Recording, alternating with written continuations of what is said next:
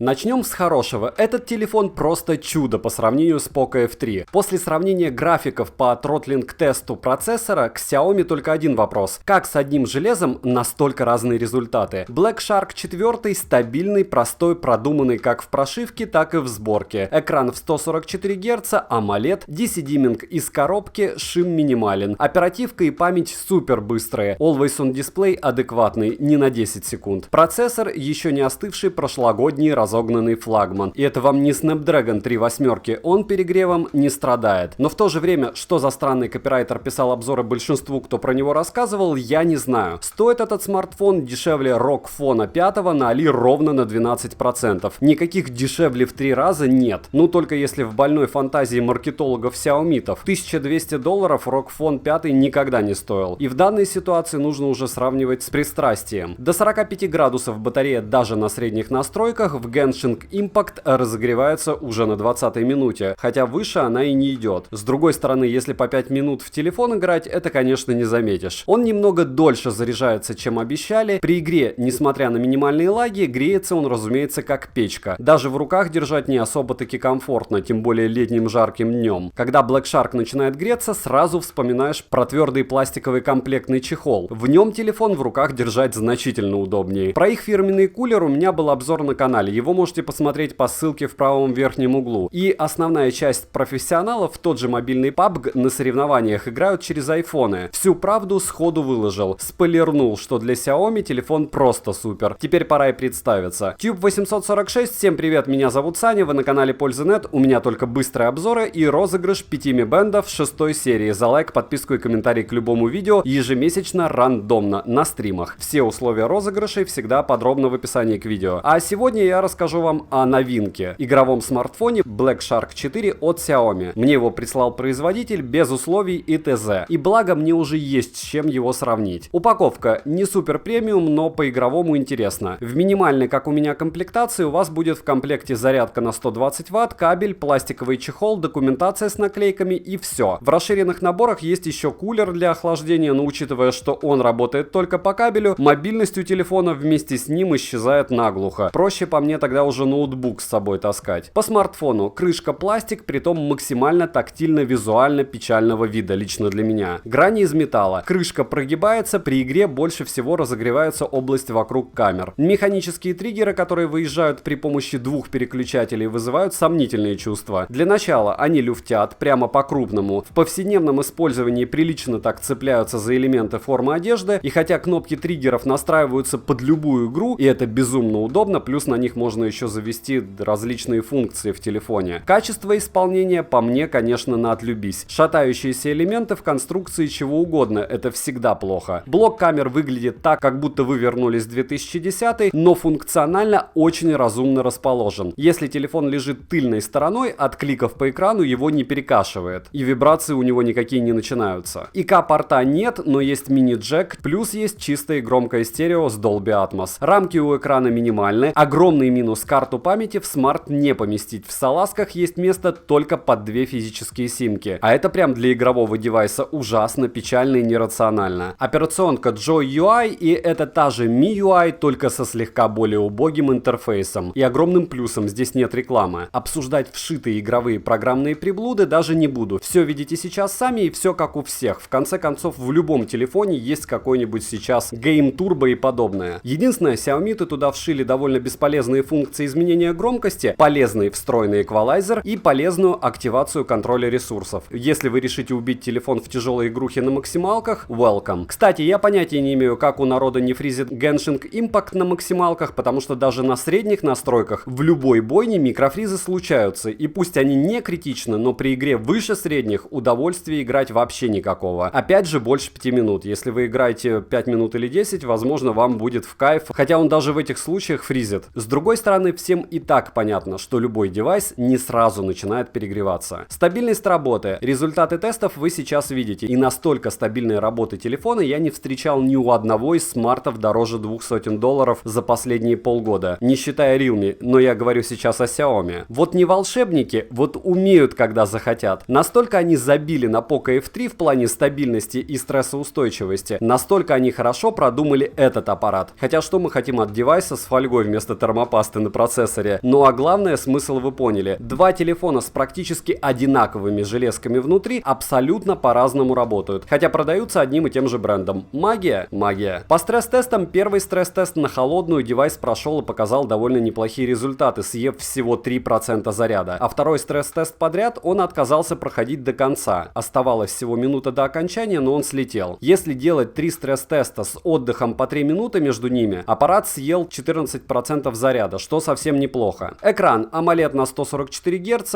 отклик сенсорного слоя 720 Гц, что выше моего понимания, но нереально круто. Интересно, вообще есть люди с подобной реакцией? DC-димминг в стоке, если его активировать, шим в девайсе становится минимальным. У меня экран откровенно отдает желтым цветом, и калибровка это не особо исправляется. Артефактов, как в Mi 11 Lite, я не нашел. HDR10 Plus для игры по ощущениям за глаза. Кстати, обзор на Xiaomi Mi 11 Lite вы можете посмотреть по ссылке в правом верхнем углу. С другой стороны, вам же не для верстки и дизайна игровой телефон нужен. Always On Display не как у Xiaomi средней ценовой категории через 10 секунд не гаснет, работает полноценно. Пиковая яркость нереальных 1320 нит, при том, что у ROG Phone 5 всего 811. Логично, что на солнце играть также можно и комфортно. Зарядка на 120 Вт заряжает телефон по моим тестам с 0 до сотки ровно за 22 минуты. За 10 минут телефон с нуля зарядился до 54%. И при этом греется он, разумеется, просто феерично сильно во время зарядки. По автономности, на день без игр вам его хватить должно. А чтобы сориентировать вас по играм, для которых вы, скорее всего, его купите, час игры в Genshin Impact на средних настройках поедает ровно 30% заряда батареи, что довольно неплохо для подобного смарта. Яркость на максимум, играл через Wi-Fi. На 3 часа игр нон-стопом можете с ним рассчитывать, а потом легкая разминка в 20 минут при зарядке и опять можно зависать на 3 часа. Хотя у меня есть стойкое ощущение, что несмотря на то, что аккумулятор разделен на 2, с такой зарядкой за год интенсивного гейминга он чуть ли не в ноль деградирует. Qualcomm'овский Snapdragon 870 здесь стоит процессором, LPDDR5 оперативка и внутренняя память UFS 3.1. Вот чем не флагман. Вот практически еще миллиметр и флагманом бы был. Все почти как у современных флагманов, только работает стабильнее. Я знаю, о чем говорю, вы можете посмотреть мою прожарку OnePlus 9 Pro, которую я проводил на канале для стримов. И там с тестами все прям совсем плохо, и греется он в разы больше, как печка. Сенсор у камеры на 48 мегапикселей, его ставили Xiaomi в свои прошлогодние среднячки. Для подобного девайса съемка и фото потребны, но не более. Вот вам пример работы камеры.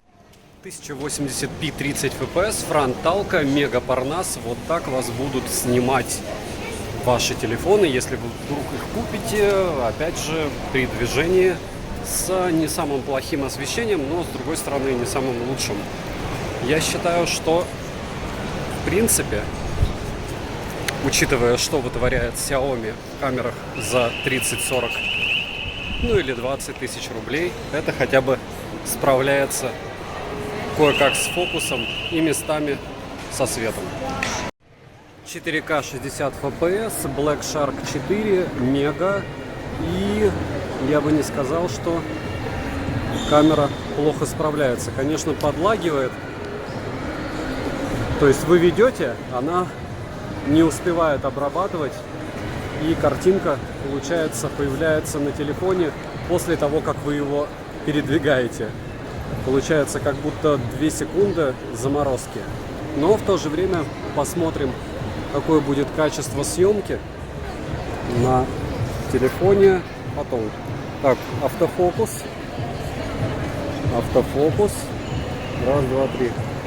1080p, 60 fps, съемка на Black Shark 4, великолепная просто погода и часы OnePlus. Как тут автофокус? Никак тут с автофокусом. Часы они вот определились только сейчас. То есть в принципе, что мы видели в 4К 60 fps, то же самое практически мы видим в 1080p 60 fps. Кстати, на эти часы завтра будет обзор. Цена по ссылке в описании к видео в районе 4,5 сотен долларов за минимальную комплектацию. Это за версию на 6 гигабайт оперативки. Я, кстати, тестировал версию с 8 гигабайтами, но есть еще и на 12. Если будут промокоды на скидку, скину в мой телеграм-канал скидок по ссылке в прикрепленном комментарии. Кстати, внутренней памяти у меня было 128, есть еще версия на 256 гигабайт. Однозначно ее нужно брать, потому что внутрь карту памяти не вставишь, а 128 гигабайт для геймера это вообще ни о чем. Резюмирую, советую. Конечно, чтобы понять, что телефон тебе подходит, нужно подержать его в руках. Вибра, кстати, у Black Shark 4 очень приятная. В руке он лежит хорошо. Экран без всяких водопадов, что суперски для игры. Все игры летают, и скоро я сравню его с новинкой от Redmi, игровой новинкой. Если купить ROG Phone 5, чтобы еще и с ним сравнить, пишите в комментариях. Ощущение у меня такое, что здесь не все так однозначно, как представляют. Завтра обзор на умные часы от OnePlus. Спасибо за просмотр, девайс сюда. Добра и удачи вам, дорогие друзья.